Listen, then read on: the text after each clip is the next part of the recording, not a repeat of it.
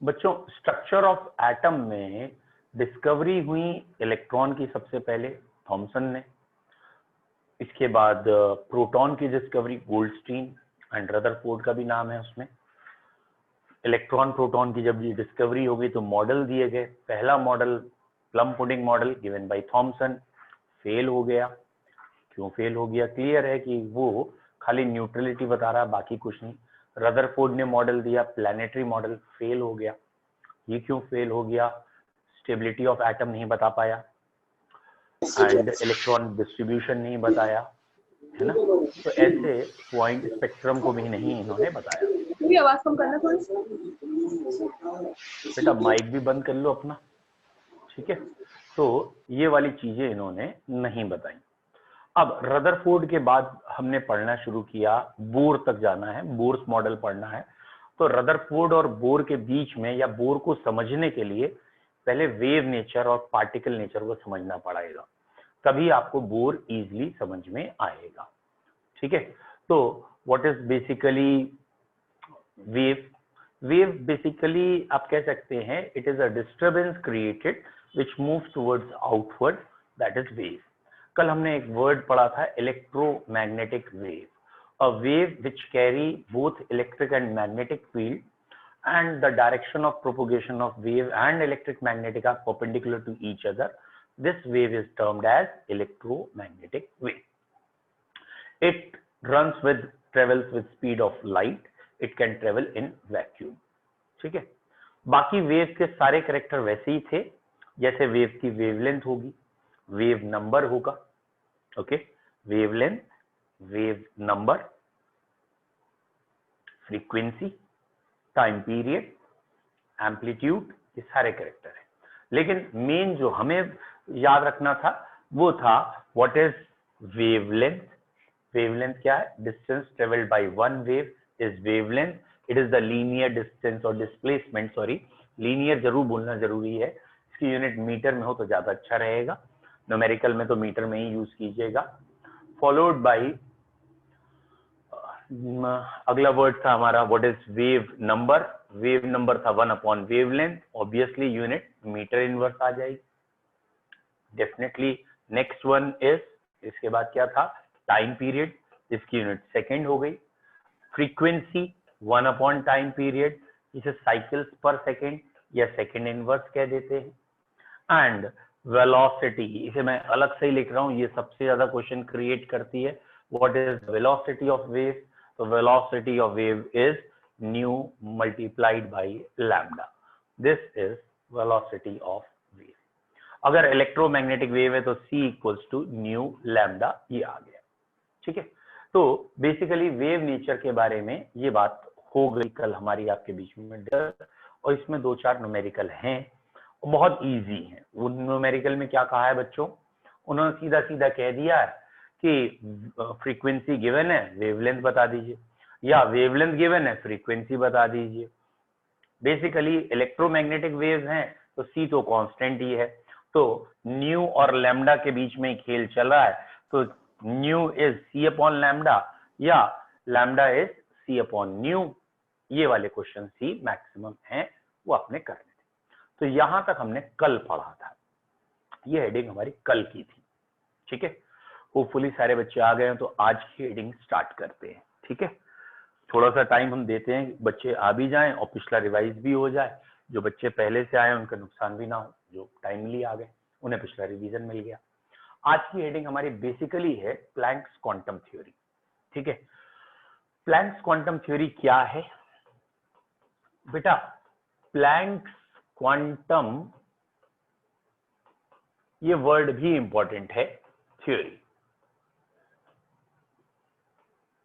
ठीक है। Actually Planck ने ये कहा, ये तुम जो वेव कह रहे हो ना कंटिन्यूअस होती है, ये लगातार चल रही है, कंटिन्यूअस है, ये भ्रम है तुम्हारा। वेव भी कंटिन्यूअस नहीं होती। प्लैंक ने क्या कहा? वेव इज ऑल्सो डिसकंटिन्यूअस, और इसके अंदर भी छोटे पैकेट्स या बंडल्स होते हैं। उसने कहा यहाँ वेव है ही नहीं, यहाँ है ही नहीं, ये छोटे छोटे बंडल्स में ट्रेवल कर रहा है। तो अगर आप देख रहे हो तो मैं क्या कर रहा हूं, यहाँ बीच बीच से थोड़ी सी लाइन मिटा रहा हूं। तो बेसिकली प्लैंक ये कह रहे हैं कि ये जो छोटा सा बंडल है ना, ये छोटा सा पैकेट, ये ऐसे छोटे छोटे पैकेट से मिलके वेव बनी है। आपको वेव कंटिन्यूअस क्यों दिख रही है? Because it is moving very fast. जब कोई चीज बहुत ज्यादा तेजी से चलती है तो उसकी इमेजेस ऑब्वियसली आपको उनके बीच का गैप, डिस्टेंस नहीं दिखता। आप सिंपल एक्सपेरिमेंट जानते हैं, एग्जाम्पल जानते हैं पंखे का। जब आपका पंखा रुका हुआ है तो तीनों विंग्स अलग दिखते हैं।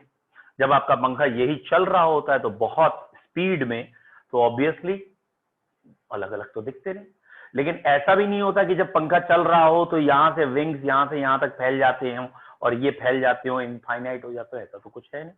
लेकिन हमें उसके बीच की डिस्टेंस नहीं दिखती उस समय, या ये कहें कि उस इमेज में हमें ये कंटिन्यूअस लग रहा होता है। अब जरा सोच के देखो, पंखे की स्पीड तो नेग्लिजिबल है विद इन रिस्पेक्ट और with respect to speed of light. Speed of light तो बहुत ही ज्यादा है, 3 × 10⁸ मीटर पर सेकेंड। तो ये गैप जितना भी बड़ा हो तब भी ना दिखेगा, क्योंकि ये स्पीड बहुत ज्यादा है। और एग्जाम्पल सोच के देखिए, आपको अपने आप दिख जाएगा कि जहां स्पीड बहुत ज्यादा होता है इमेजेस आपको ब्लर दिखने लगती हैं। कोई भी आपने टेनिस शॉट, क्रिकेट शॉट की इमेज देखी हो, तो जिस समय ड्यूरिंग द मोशन अगर पिक्चर क्लिक की गई हो तो ऑब्वियसली एक मूवमेंट दिख रहा होता है, एक टाइम पे एक से ज्यादा जगह पे उसका क्रिकेटिंग बैट और दिस वन, तो दैट इज वेव। तो प्लैंक ने क्या कहा? प्लैंक भाई साहब ने ये कहा कि वेव भी डिसकंटिन्यूअस है। कौन सी wave? All the kind of radiant energy. जो भी रेडिएंट एनर्जी है, जो भी एनर्जी रेडिएट हो रही है, जिसे आज तक हम वेव कहते थे कि लोहा गर्म किया, हीट बाहर आ रही, ठीक है, उसे वेव कहा जाता था। या सन से हम तक वेव आ रही है, लाइट वेव, बल्ब जलाया लाइट आ रही है, वेव आ रही है, ये कहा जाता था ये कंटिन्यूअस है। उसने कहा ये कंटिन्यूअस कुछ ना है, ये सब के सब क्या है? डिसकंटिन्यूअस। कैसे प्रूफ किया उसने? उसने जो सबसे इंपॉर्टेंट पॉइंट कहा, इसे याद कर लेना, ये पूरे चैप्टर में आगे काम में आएगा, पूरे नहीं, बोर्ड तक काम में आएगा, और गलती मत करना, ये बहुत इंपॉर्टेंट है। उसने एनर्जी बताई, he told us about energy. उसने कहा ये जो वेव है, जो वेवलेंथ तुम बता रहे हो ना, इस वेव के अंदर एक एनर्जी है, वो एनर्जी डायरेक्टली प्रोपोर्शनल है इस वेव की फ्रीक्वेंसी के। तो उसने एक रिलेशन दिया कि energy of a wave is directly proportional to frequency. बेटा मैं आपको बार बार कह रहा हूं, ये वाला पॉइंट आप भूल जाओगे, ये पॉइंट आप गलत करोगे, इस पॉइंट की वजह से बहुतों को कंफ्यूजन होता है। तो प्लीज इसे ठीक से अभी अंडरलाइन करके याद कर लीजिएगा, और आगे मुझे कहने की जरूरत ना पड़े कि अरे भाई मैंने तुझे वेव की फ्रीक्वेंसी बताई, तो तुझे एनर्जी तो पता ही चल गई, क्योंकि फ्रीक्वेंसी और एनर्जी आपस में रिलेटेड है। जैसे ही मैं कहूंगा ना कि एक बल्ब है और वो बल्ब से वेव आ रही है, उस वेव की वेवलेंथ इतनी है, और मैं कहूंगा बता एनर्जी कितनी है, तो बता देना। क्यों? क्योंकि अगर वेवलेंथ पता है तो फ्रीक्वेंसी पता है, और फ्रीक्वेंसी पता है तो एनर्जी पता है। यहां पे उन्होंने प्रोपोर्शनैलिटी कांस्टेंट दिया, जिसका नाम उसने अपने नाम पे रख दिया। सर वेवलेंथ पता है तो फ्रीक्वेंसी पता है, या टाइम पीरियड पता है तो फ्रीक्वेंसी पता है? अरे मेरे भाई, तुम पता नहीं कौन सी दुनिया से जन्म लेके आई। तुम ये मजाक कर रहे हो मुझसे या सच में कह रहे हो? मतलब मजाक तो नहीं कर रहे हो? अरे भाई अभी तो पढ़ाए थे हम तुमको, कहाँ पढ़ाए थे हम बेटा? अभी हम तुमको जे कहाँ पढ़ाए थे कि इलेक्ट्रोमैग्नेटिक वेव में एक चीज गिवन होती है, दूसरी पूछी जाती है, ये कांस्टेंट होता है। तो जे पता है तो जे भी पता है, जे पता है तो जे भी पता है, जे तो कांस्टेंट ही। अब समझ में आवा? ये आवा सर ना? मैं आवा भूल गया था, आवा सर आ आवा गया, मैं ठीक भूल है। गया था। ओके ओके, आवा समझ में आवा ना? तो जय समझ में आवे। ओके, तो बेटा ये क्योंकि आगे तुमने तो अभी गलती कर ली, बहुत अच्छा किया, और ये मेरी बच्चों से मतलब मैं कहता हूँ रिक्वेस्ट होती है, अभी गलतियां करो। जैसे ही आप गलती करते हो तो आपका माइंड ज्यादा एक्टिव हो जाता है, उस छोटी सी बेइज्जती में, उस छोटी सी बात में ना माइंड एक्टिव रहता है। अब एक्टिव रहेगा तो उसका पता तुझे फायदा क्या मिलेगा। अब जब आगे ये कभी भी टर्म आएगा तो उससे गलती होगी नहीं, क्यों नहीं गलती होगी? क्योंकि अभी हो चुकी है, अभी उस पर तुमने 2-4-10 सेकेंड एक्स्ट्रा लगा लिए हैं, तुम्हारा ब्रेन एक्टिव हो गया है और अब ये मेमोरी में फीड हो गया है। तो अब अगली बार आपके लिए ये अच्छा हो गया है कि E=h/ν में आपको न्यू फ्रीक्वेंसी है और अगर वेवलेंथ गिवन है तो न्यू की जगह ये लगा सकते हैं, न्यू की जगह c/λ। तो E=hc/λ फॉर्मूला है। तो जरा अब ये पॉइंट नोट रखिएगा सारे बच्चे कि वेवलेंथ अगर गिवन है तो एनर्जी पता है और फ्रीक्वेंसी गिवन है तो भी एनर्जी पता है। ये दोनों तीनों चीजें आपस में को रिलेटेड है, इंटर रिलेटेड है। अब भैया प्लैंक ने क्या कहे, प्लैंक को भी थोड़ा एक बार समझते हैं, वो क्या कह रहा है। प्लैंक कह रहा है कि तुम्हारी जो वेव है ये कंटिन्यूअस नहीं है, ये डिसकंटिन्यूअस है। प्रूफ क्या दिया उसने? उसने कहा ये छोटे छोटे पैकेट से मिलके बनी है और एक पैकेट की वैल्यू h/ν है। ठीक है, पैकेट को ज्यादा डिटेल में जाके मत सोचने लगना कि पैकेट कितना बड़ा है क्या। भैया एक बस ओवरव्यू समझो अभी कि हर एक पैकेट की वैल्यू उसने कहा h/ν है। अब h और ν को मल्टीप्लाई करेंगे, कोई वैल्यू आएगी। मान ले रहे हैं थोड़ी देर के लिए ये मल्टीप्लाई करके आ रही है 10 जूल एनर्जी, क्योंकि एनर्जी आएगी तो हमने कहा यहाँ एनर्जी आ रही है 10 जूल। तो उसने कहा अगर एक पैकेट की एनर्जी 10 जूल है ना तो इस वेव की एनर्जी काउंट कर लो, वेव की एनर्जी निकाल के देख लो, या तो 10 जूल होगी या 20 या 30 या 40 या 50। कभी भी बीच की वैल्यू मिलेगी ही नहीं, कभी भी बीच की कोई और वैल्यू मिलेगी ही नहीं। अगर एक पैकेट की एनर्जी सपोज कोई भी टर्म आपने y मान लिया तो पूरे वेव की energy integral multiple of y मिलेगी, कोई बीच की वैल्यू नहीं मिलेगी। और उसने कहा क्योंकि बीच की वैल्यू नहीं मिल रही है इससे प्रूफ हो रहा है इट इज डिसकंटिन्यूअस। क्योंकि अगर कंटिन्यूअस होता तो सारी चीजें मिलती, सारी वैल्यूज मिलती, सारी वैल्यूज नहीं मिल रही हैं, इसका मतलब ये डिसकंटिन्यूअस है। और टोटल एनर्जी ऑफ वेव जब भी आप बताएंगे तो आप बताएंगे n टाइम्स ऑफ h/ν। भाई एक पैकेट की एनर्जी इतनी है, कितने पैकेट्स हैं ये मल्टीप्लाई करो, टोटल एनर्जी आ जाएगी। तो total energy of wave is n times h/ν या n times hc/λ। Returning back, बेटा क्या हुआ पॉइंट, प्लैंक ने थ्योरी दी, उसने कहा all the radiant energies are in form of packets, they are discontinuous, they are not continuous. कोई भी रेडिएंट एनर्जी कंटिन्यूअस नहीं है, वो छोटे पैकेट्स में आ रही हैं। And the energy of each packet is directly proportional to its frequency, frequency ज्यादा है तो एनर्जी ज्यादा है, inversely proportional to wavelength, wavelength ज्यादा है तो एनर्जी कम है। और ये उसका एक तरीके से पहला प्रूफ कह लो या फॉर्मूला दिया। यहाँ h की वैल्यू कांस्टेंट है, आप सब जानते ही होंगे, ठीक है। बस h की यूनिट सही से लिखेंगे, इसकी यूनिट होती है joule second, it is not joule per second. कई बार जल्दबाजी में, क्योंकि आदत पड़ी होती है ना मीटर पर सेकेंड, दिस पर सेकेंड बोलने की, तो यहाँ पे भी बच्चे पर सेकेंड बोल जाते हैं जल्दबाजी में। But you have to remember it is just joule second, not joule per second, ठीक है।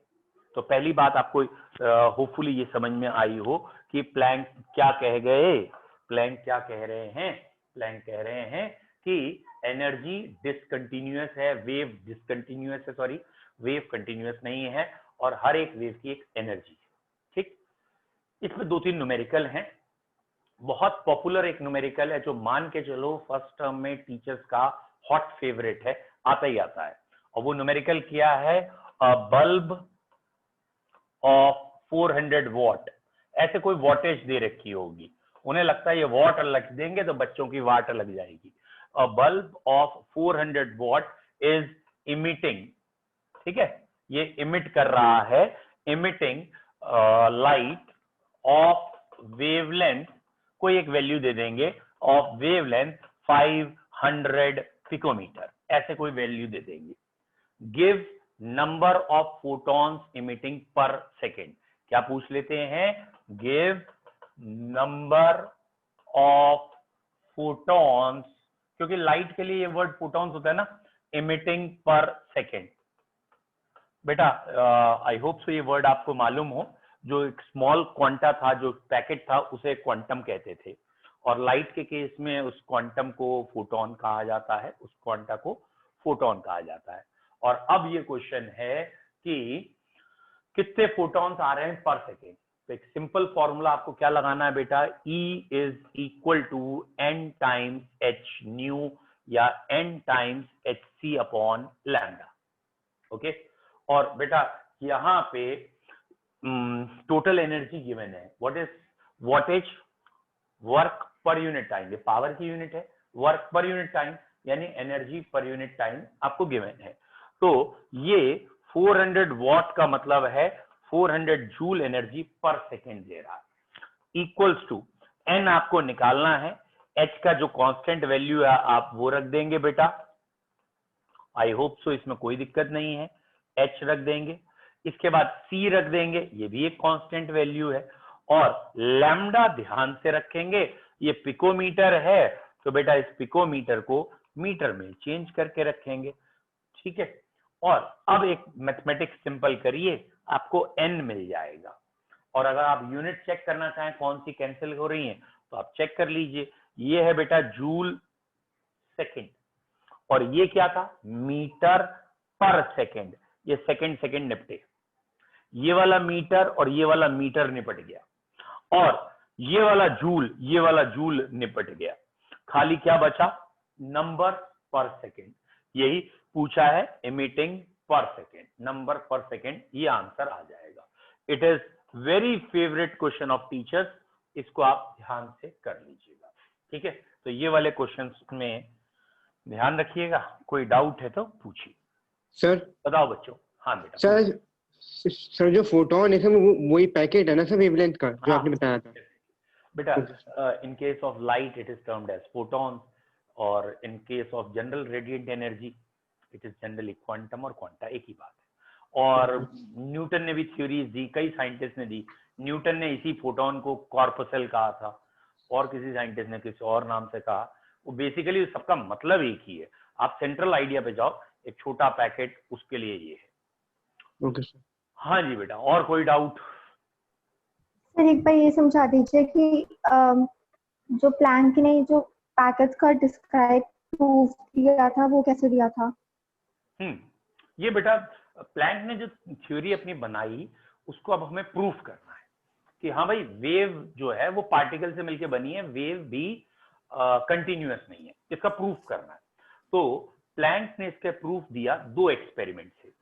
पहला एक्सपेरिमेंट का नाम दिया उसने photo electric effect, photo electric effect, ये एक्सपेरिमेंट है।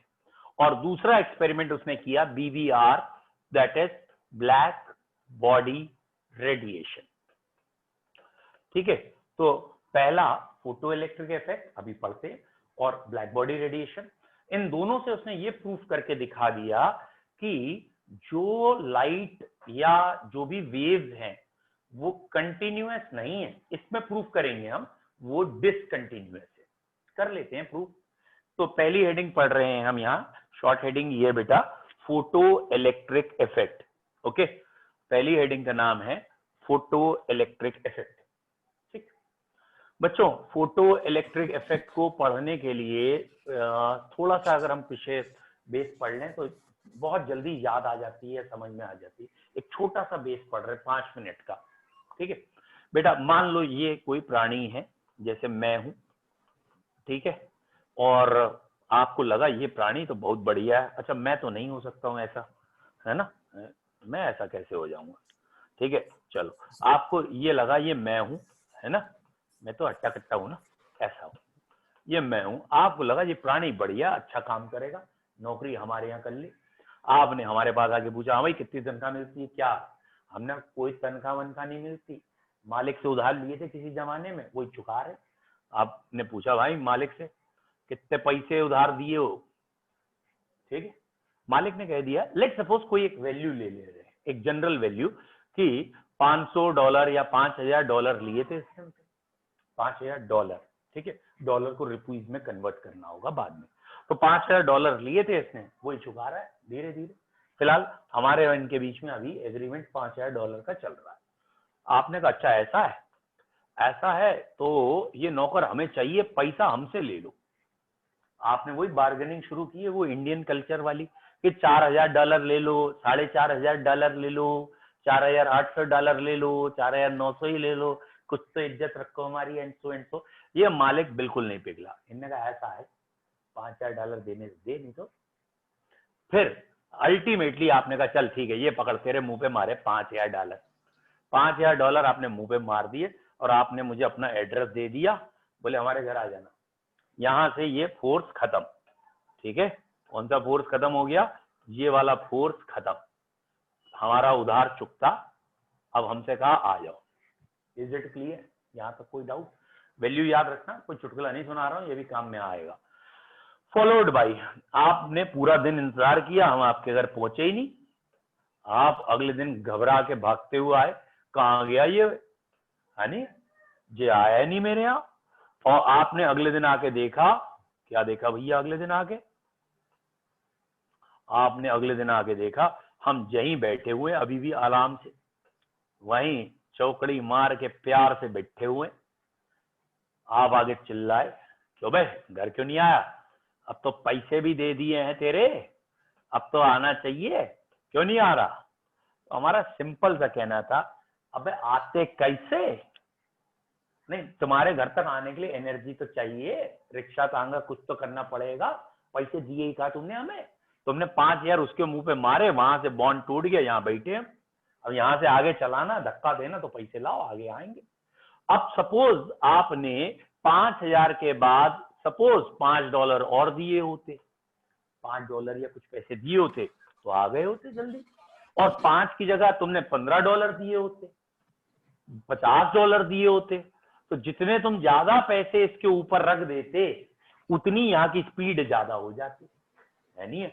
अगर तुम 4-5 रुपए ज्यादा रखते या वॉट एवर द वैल्यू, तो धीरे धीरे चने खा के आ रहे होते। तुम 100-200 ज्यादा रख देते तो भैया रिक्शा कर लेते, तुम 1000-2000 ज्यादा रखते कैब बुला लेते, और तुम 1,00,000-2 लाख ज्यादा रखते तो हेलीकॉप्टर मंगा लेते, आ जाते तुम्हारे यहाँ। लेकिन आते काहे से? एनर्जी तो दो। तो ये जो एनर्जी आपने यहां दी थी, इससे ऊपर जितनी भी एनर्जी देते, इसके ऊपर जितनी भी एनर्जी देते, वो हमें क्या देती? वो एनर्जी हमें काइनेटिक एनर्जी देती। उससे हमें क्या मिल जाती? काइनेटिक एनर्जी मिल जाती। ठीक है, अब इस कहानी को अपने जहन में रखना। अगर आपको कहानी थोड़ी भी समझ में आ गई तो फोटो इलेक्ट्रिक इफेक्ट थोड़ा सा आसान लगेगा। तो बच्चों, बाकी कहानी प्योर झूठी है, चक्कर में मत पड़ना, मत जाना $5000 लेके मेरे यहाँ।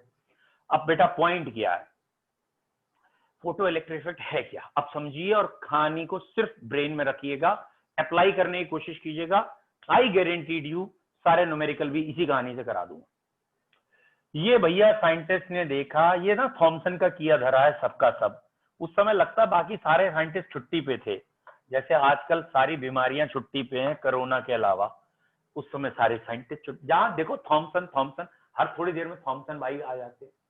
तो ये एपरेटस दिखाया गया है, इसमें ये मेटल प्लेट है बेटा, ये भी मेटल प्लेट है, यहां लाइट डाली गई, लाइट डालने से ये इलेक्ट्रॉन बाहर आ गए, और ये इलेक्ट्रॉन जब यहां तक ट्रेवल करेंगे, ये इलेक्ट्रॉन अगर यहां तक ट्रेवल करेंगे तो ये बैटरी चार्ज हो जाएगी, करंट आने लगेगी।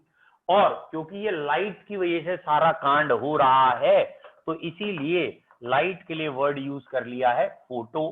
करंट बन गई इलेक्ट्रिक करंट या इफेक्ट। तो फोटो इलेक्ट्रिक इफेक्ट में बेसिकली हो क्या रहा है, ऐसे मेटल यहां लगाए गए हैं जो कि इलेक्ट्रॉन आसानी से इजेक्ट कर सकते हैं। थोड़ी सी एनर्जी देने पे वो अपने इलेक्ट्रॉन आसानी से छोड़ देते हैं, ये इलेक्ट्रॉन मूव करते हैं, और एक तरीके से सनलाइट या कोई भी लाइट, वो लाइट इलेक्ट्रिकल एनर्जी में चेंज हो रही है। तो लाइट टू एनर्जी चेंज करने का तरीका जो है फोटो इलेक्ट्रिक इफेक्ट है। ठीक है, फोटो इलेक्ट्रिक भी समझ लेते हैं, फिर देखेंगे प्लैंक की थ्योरी क्या है।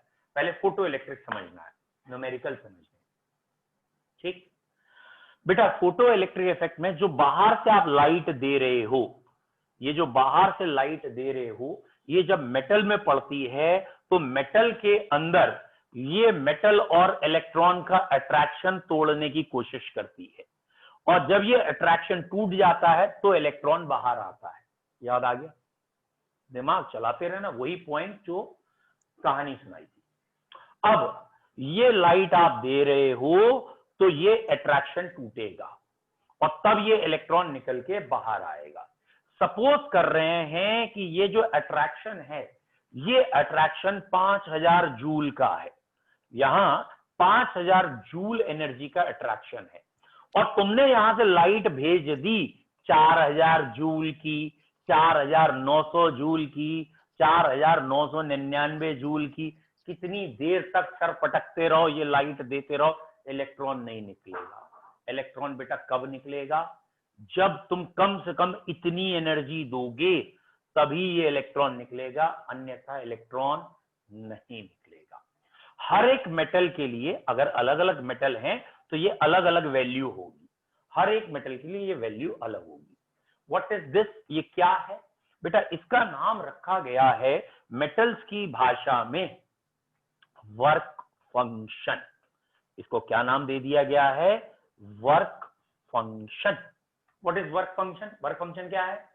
It is the minimum energy, it is the minimum energy required to eject electron from metal surface.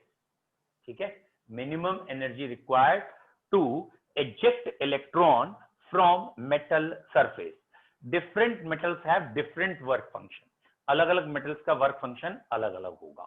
And if you are giving light of energy less than work function, अगर आप एक light दे रहे हैं जिसकी energy work function से कम है, will electron eject or not? क्या electron निकलेगा या नहीं निकलेगा? No sir. समझ में आया? बाकी सबके भी आया? क्लियर है? इलेक्ट्रॉन तभी निकलेगा, इलेक्ट्रॉन तभी निकलेगा जब जो लाइट आ रही है उसकी एनर्जी कम से कम वर्क फंक्शन के बराबर हो। वर्क फंक्शन से ज्यादा है तो भी निकल जाएगा, वर्क फंक्शन से कम एनर्जी तुमने दी है, इलेक्ट्रॉन नहीं निकलेगा। Any doubt? क्लियर। अब बच्चों वो प्लैंक वाली थ्योरी थोड़ी ध्यान भी रखनी है यहाँ पे, या डॉलर से रुपीज में कन्वर्ट करना था वो भी याद रखना है, मेरा कहने का मतलब है। वेरी गुड बेटा, क्या है पॉइंट? मैंने कहा इसकी एनर्जी इतनी होनी चाहिए, ये मैंने कहा एनर्जी इतनी होनी चाहिए। बेटा अगर तुम्हें एनर्जी पता है तो बाहर से जो लाइट दोगे, बाहर से जो लाइट दोगे उसकी वेवलेंथ या फ्रीक्वेंसी भी निकाल लोगे। It is a common sense. जब आपको एनर्जी पता है तो फ्रीक्वेंसी और वेवलेंथ भी निकाल लोगे। तो बेटा ये जो बाहर से लाइट आ रही है जिसकी एनर्जी इतनी है, ये मिनिमम एनर्जी, उसकी एक मिनिमम फ्रीक्वेंसी भी आ गई। Energy is directly proportional to frequency. एक मिनिमम एनर्जी थी तो मिनिमम फ्रीक्वेंसी भी पता चल गई। ये बेटा मिनिमम फ्रीक्वेंसी का नाम रख दिया है, इसे न्यू नॉट से शो करते हैं, इसका नाम रख दिया है थ्रेशोल्ड फ्रीक्वेंसी। अरे भैया क्या हुआ threshold frequency? What is threshold frequency? है ये वही वर्क फंक्शन वाली कहानी, बस यूनिट अलग है। वर्क फंक्शन क्या था? एनर्जी। तो ये क्या है? फ्रीक्वेंसी। तो what is threshold frequency? The minimum frequency of the incident beam. जो बाहर से लाइट आ रही है वो कहला रही है incident. The minimum frequency of the incident beam which can eject electron, जो इलेक्ट्रॉन निकाल सकती है, this minimum frequency is known as threshold frequency। बोलो क्लियर है? थ्रेशोल्ड फ्रीक्वेंसी समझ में आया? एक बारी और, कोई बात नहीं बेटा, फिर से समझिए हम कहना क्या चाहते हैं। हाँ एक बारी फिर बता देता हूँ, 1 मिनट लगेगा। बेटा कहना क्या चाहते हैं उसको एक बारी फिर देख लेते हैं। ये मेटल सरफेस है, इलेक्ट्रॉन जुड़ा हुआ है, बाहर से लाइट डाल रहे हैं। अब एक कॉमन सेंस की बात करना, एक कॉमन सेंस, जो तुम लाइट डाल रहे हो उस लाइट का टॉर्च की है तो उस लाइट की वेवलेंथ और फ्रीक्वेंसी यही तो आप मेजर करते हो। तो वो जो बाहर से लाइट आ रही है तो बेसिकली आप उसकी वेवलेंथ जानते हो या उसकी फ्रीक्वेंसी जानते हो। तो इसीलिए यहां एनर्जी शब्द को रिप्लेस करना था हमें फ्रीक्वेंसी से, और मिनिमम एनर्जी जिससे ये इलेक्ट्रॉन निकलता है उसका नाम तो रख दिया वर्क फंक्शन। हर एक मेटल का वर्क फंक्शन अलग होगा।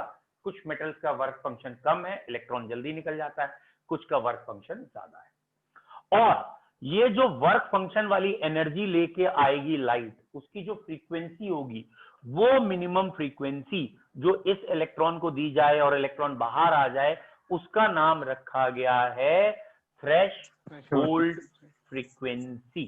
What is threshold frequency? It is the minimum frequency of the incident beam which can eject light.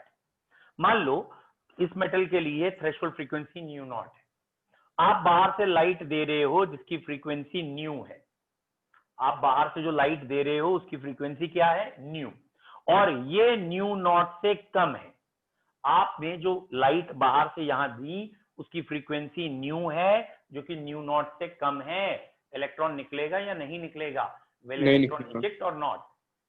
Very good. नहीं निकलेगा सर। तो नहीं निकलेगा क्योंकि इसकी एनर्जी थ्रेशोल्ड फ्रीक्वेंसी से कम है। और ये अगर आपने एनर्जी दी वो बिल्कुल थ्रेशोल्ड फ्रीक्वेंसी के बराबर दे दी तो निकल जाएगा सर। वो निकलेगा बट मोशन में नहीं आएगा। इलेक्ट्रॉन निकलेगा वहीं बैठ जाएगा, आगे चलेगा नहीं। और अगर आपने जो एनर्जी दी वो थ्रेशोल्ड फ्रीक्वेंसी से ज्यादा वैल्यू की दे दी है, अगर आपने जो एनर्जी दी है it is more than threshold frequency, तो इलेक्ट्रॉन में काइनेटिक एनर्जी भी आएगी। जो इलेक्ट्रॉन निकलेगा वो किसी एनर्जी से भी चलेगा। क्लियर? नाउ अगला पॉइंट बेटा, आप बाहर से जो एनर्जी देते हो इसे कह देते हो energy of incident beam, energy of incident light. ये अंदर आने के बाद क्या क्या करेगी? जो भी एनर्जी आप बाहर से देते हो वो अंदर आने के बाद पहले तो इलेक्ट्रॉन को डिटैच कराएगी मेटल से, और इलेक्ट्रॉन को डिटैच करने के लिए जो एनर्जी लग जाएगी वो कहलाएगी वर्क फंक्शन एनर्जी या सीधा वर्क फंक्शन। और इसके बाद जितनी भी बच जाएगी वो इलेक्ट्रॉन को देगी kinetic energy. Photo electric effect में एक ही फार्मूला है, सिर्फ यही। ठीक है? तो बाहर से आपने जो लाइट दी है वो लाइट अंदर जाने के बाद, मेटल पे जाने के बाद दो काम कर सकती है, एक वर्क फंक्शन, और जो भी एनर्जी बच जाएगी वो उस इलेक्ट्रॉन को काइनेटिक एनर्जी देगी। ठीक? यहां से अगर हम कहें इसकी वैल्यू फ्रीक्वेंसी के टर्म्स में एच न्यू होती है, वर्क फंक्शन क्या होता है? H new not. याद आ गया? वर्क फंक्शन क्या था? मिनिमम एनर्जी, तो मिनिमम फ्रीक्वेंसी चाहिए होगी, मिनिमम फ्रीक्वेंसी ये आ गई, तो ये आपने एच न्यू नॉट लिख दिया। यहां से काइनेटिक एनर्जी अगर निकालना चाहें तो H new minus H new not, खाली मैं इनको इंटरचेंज करके लिख रहा है, तो काइनेटिक एनर्जी के लिए आ गया H new minus new not. जरा ध्यान से देखो यहां से क्या फॉर्मूले में आ रहा है कि जो काइनेटिक एनर्जी है वो कब ज्यादा आएगी? ये तो कांस्टेंट है न्यू नॉट, एच भी कांस्टेंट है। तुम बाहर से जो लाइट दे रहे हो, जो बाहर से लाइट आप डाल रहे हैं, वो उसकी फ्रीक्वेंसी ये है। इसकी फ्रीक्वेंसी जितनी ज्यादा आएगी ये डिफरेंस उतना ही ज्यादा होगा, और डिफरेंस ज्यादा होगा तो क्या बढ़ जाएगी? Kinetic energy. तो काइनेटिक एनर्जी कब ज्यादा आएगी? जब बाहर से जो इंसिडेंट लाइट डाल रहे हो उसकी क्या चीज ज्यादा हो? Frequency. More the frequency of the incident beam, more will be the kinetic energy. जितनी फ्रीक्वेंसी ज्यादा होती है उतनी काइनेटिक एनर्जी ज्यादा होती है। और इसके लिए हमने एक वर्ड बना लिया बेटा, जो मैंने कहानी सुनाई थी वो फेक थी। कहानी क्या थी? फेक। और यहाँ फेक का मतलब क्या है? एफ फॉर फ्रीक्वेंसी, के E for kinetic energy. Frequency बढ़ाने से क्या बढ़ती है? काइनेटिक। बाहर की लाइट की, इंसिडेंट लाइट की फ्रीक्वेंसी अगर आप बढ़ाओगे तो फ्रीक्वेंसी बढ़ाने पे क्या बढ़ जाएगी? Kinetic energy. याद रखने के लिए वो टर्म है फ्रीक्वेंसी बढ़ाने से काइनेटिक एनर्जी। अब यहां प्लैंक्स का रोल देखना है। प्लैंक का रोल बता रहे हैं। देखिए भैया प्लैंक का क्या रोल है या क्या प्रूफ है। बेटा ये मेटल की प्लेट है, कॉमन सेंस, इसमें बहुत सारे इलेक्ट्रॉन हैं, कोई इक्का दुक्का थोड़ी है, लाखों करोड़ों इलेक्ट्रॉन है। हमने बाहर से इंसिडेंट लाइट डाली, अगर इंसिडेंट लाइट वेव है, प्योर वेव, तो बेटा वेव तो स्कैटर होती है ना, मतलब वेव की कोई एक पोजीशन नहीं होती। जो हम बोलते हैं वो वेव्स में बोलते हैं, इसीलिए सब लोग सुन लेते हैं। जो लाइट जलाते हैं वो वेव्स में होती है, इसलिए स्कैटर। तो वेव की पोजीशन तो मोर देन वन होती है ना। तो आपने अगर बाहर से इंसिडेंट लाइट भेजी है और वो वेव है, तो वही वो एक पे थोड़ी हिट करेगी। अगर वो वेव है तो कई पे हिट करनी चाहिए, और अगर वो कई पे हिट कर रही है तो कईयों को निकलना चाहिए। मतलब फ्रीक्वेंसी बढ़ाने पर इलेक्ट्रॉन ज्यादा निकलने चाहिए। लेकिन एक्सपेरिमेंट में देखा गया है कि जो इंसिडेंट लाइट है उसकी फ्रीक्वेंसी जब हम बढ़ाते हैं तो फ्रीक्वेंसी बढ़ाने पे नंबर नहीं बढ़ता, ज्यादा इलेक्ट्रॉन नहीं निकलते। इलेक्ट्रॉन एक ही निकल रहा होता है, लेकिन वो काइनेटिक एनर्जी की तरह निकल रहा होता है। उसकी काइनेटिक एनर्जी ज्यादा निकल, मतलब एनर्जी बहुत ज्यादा होती है। तो क्या प्रूफ हुआ इससे कि जब बाहर की लाइट की आपने फ्रीक्वेंसी बढ़ाई तो वो फ्रीक्वेंसी वो सिर्फ एक ही जगह आके यूटिलाइज हो गई, एक ही पे। और वो एक ही पे कैसे यूटिलाइज हो गई? पार्टिकल था इसीलिए एक ही जगह पे गया। अगर वो वेव होती तो कई जगह पे जाती। फिर सोचो, अगर हम यहां पे बाहर की लाइट की इंटेंसिटी बढ़ाते हैं, what is intensity? Intensity is number of waves. तो जैसे ही इंटेंसिटी बढ़ाई, यानी कई वेव्स छोड़ दी गई यहां पे, तो इंटेंसिटी बढ़ाते ही बहुत सारे इलेक्ट्रॉन निकल आए। तो बेटा इंटेंसिटी बढ़ाने पर नंबर ऑफ फोटो इलेक्ट्रॉन बढ़े, और फ्रीक्वेंसी बढ़ाने पर काइनेटिक एनर्जी बढ़ी। और इन बातों से प्रूफ हो रहा है पार्टिकल नेचर। भैया ये खाली समझना है आपको, बाकी एग्जामिनर के लिए तो इतना बहुत है कि आपने जैसे ही उसे बताया कि देखो फ्रीक्वेंसी बढ़ाई काइनेटिक बढ़ गई, इंटेंसिटी बढ़ाई नंबर बढ़ गया, इसका मतलब वेव नेचर है, ओ इसका मतलब पार्टिकल नेचर है, उसे समझ में आ जाएगा। आप समझने की कोशिश करिए। मैं कह रहा हूं फ्रीक्वेंसी बढ़ाई।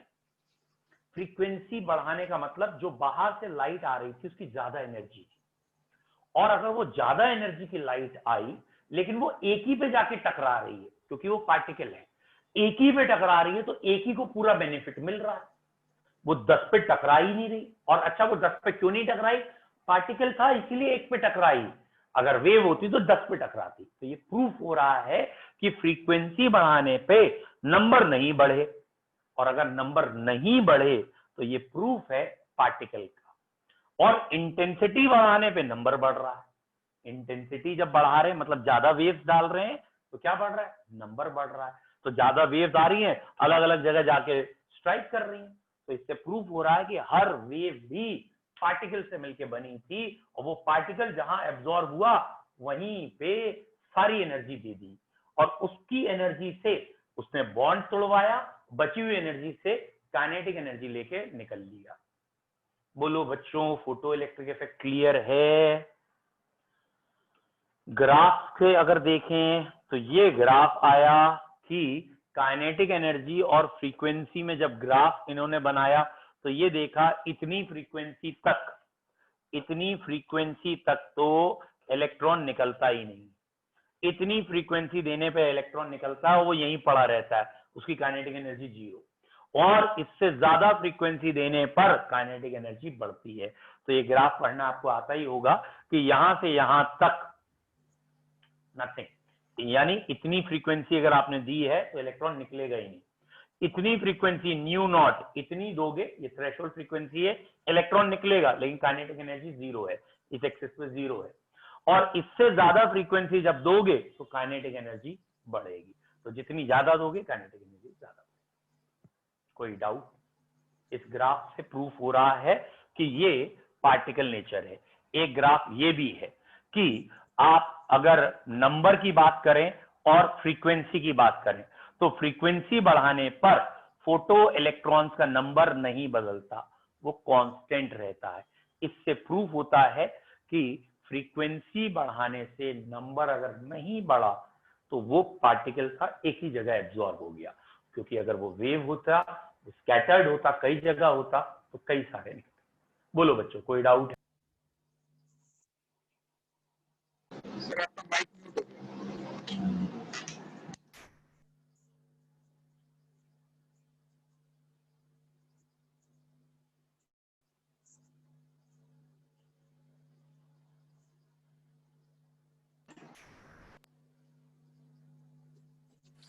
सर आवाज नहीं आई।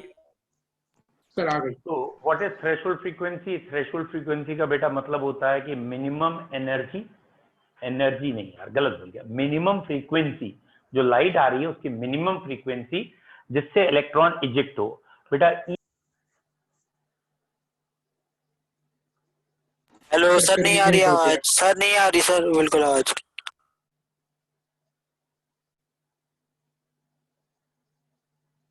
माइक म्यूट है सर का, इसलिए नहीं आ रही है।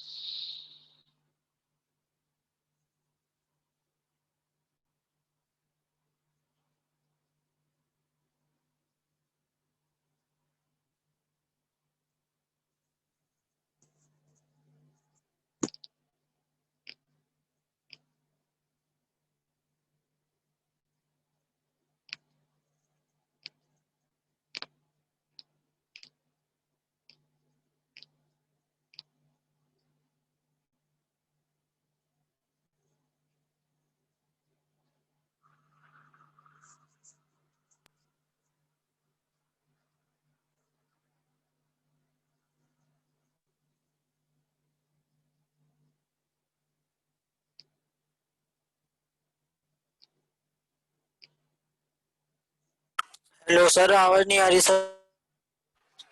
हेलो हेलो सर, आवाज नहीं आ रही बिल्कुल भी।